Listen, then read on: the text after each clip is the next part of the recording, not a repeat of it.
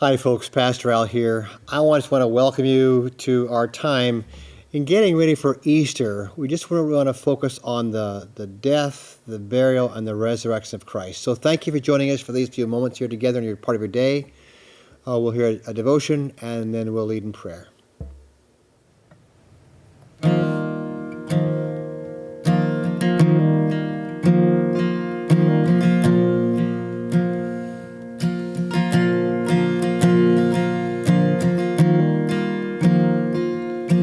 Come and sit with me for a while.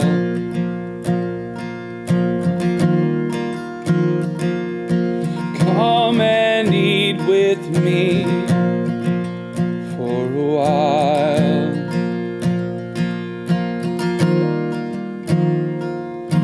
Come and sit with me here for a while. Remember me.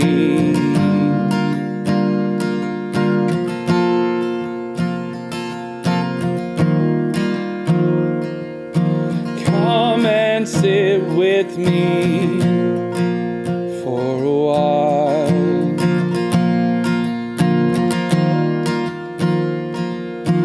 Come and drink with me for a while.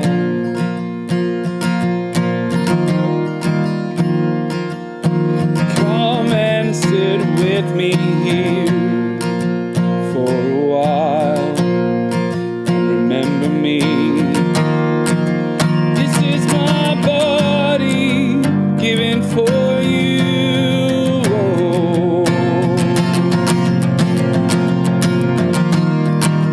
This is my blood poured out for you. Remember me. Now the one who will betray me. Woe now to the one who will betray me. Stay low and humble in the servant's place. I said the one who's lonely will have a place with me in my kingdom,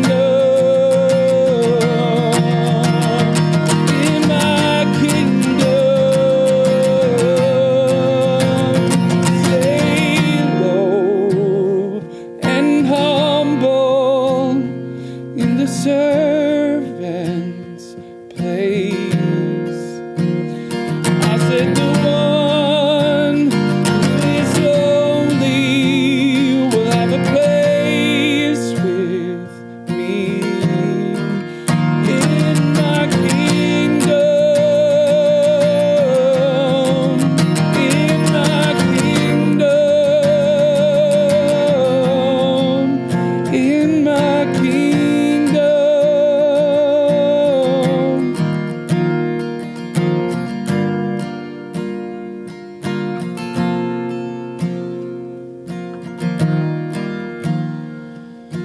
Come and sit with me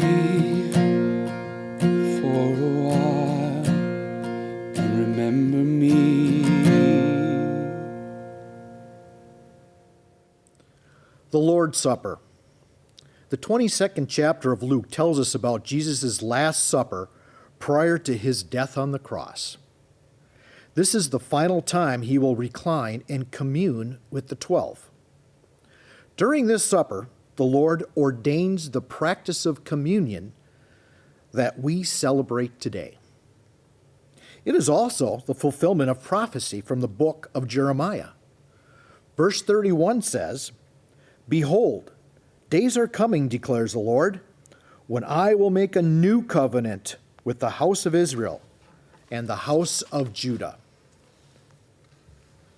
During this Last Supper in Luke, chapter 22, verse 20, we read, "And in the same way he took the cup after they had eaten, saying, This cup which is poured out for you is the new covenant in my blood.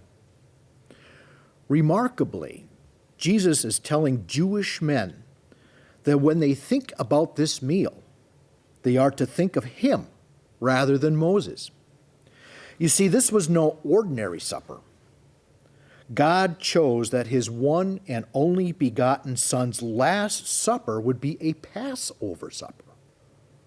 Well, why is that? Because the memorial of Christ's death and the deliverance of our sin that it brought was to supersede the memorial of Israel's deliverance under Moses. Because more than 500 years earlier, a perfect lamb was to be sacrificed, its blood to be covered over the doorways of Jewish households. The angel of death that would come that night would see the sacrificed blood and pass over the household, sparing the firstborn child from death. Those who did not have the sacrificed blood would perish. This was the 10th and last plague that God, through Moses, promised the Egyptian Pharaoh if Pharaoh did not let his people go and thus deliver Israel from slavery. In just a few days, these Jewish men would have understood that the perfect lamb sacrificed at the Passover is now Jesus himself, the Lamb of God. The new covenant in his blood would and does supersede and replace the old Mosaic covenant. But remember, Christ did not come to abolish the law and the prophets. He came to fulfill everything the Old Testament commanded and prophesied. Christ's once-for-all sacrifice brings permanent forgiveness of sins and forgiveness for all people, a perfect, intimate, abiding relationship with God in eternity. If only you believe in him and receive his free gift of salvation.